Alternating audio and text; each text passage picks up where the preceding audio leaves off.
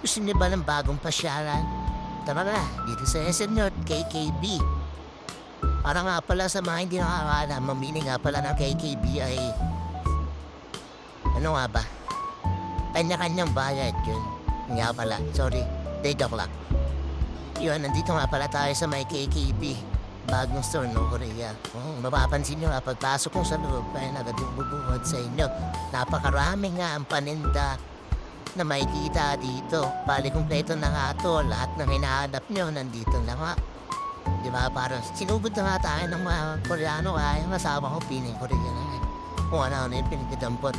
Meron na nga sila dito, mga bathtub na inumin. Yan, ito mga, yan, sa sobrang dami nila, hindi ko na alam kung ano yung pipiliin namin dito.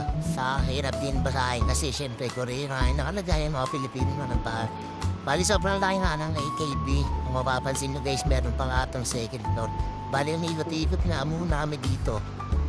Tapos ito, meron nga rin sila dito. Kompleto nga yung mga noodles sila dito, mga Korean noodles. Ayan, kung mapapansin nyo, napakalawak. At sobrang dami.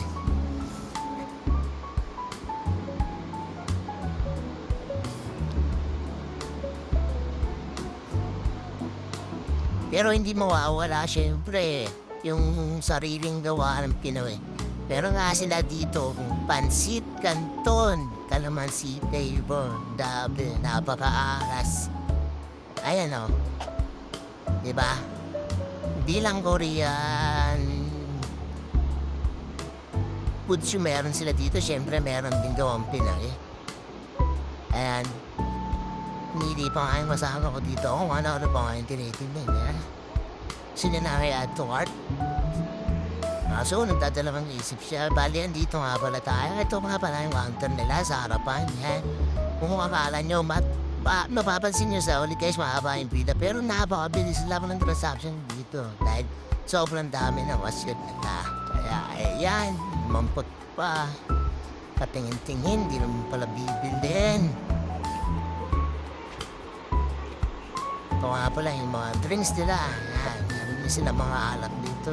Hindi ko alam kung alak ba yun o mga juice kasi hindi ko maintindihan at kung hindi ko rin alam kung ano yung mga nakalagay dito. Bali umakit nga pala kami dito sa second floor. Ayan.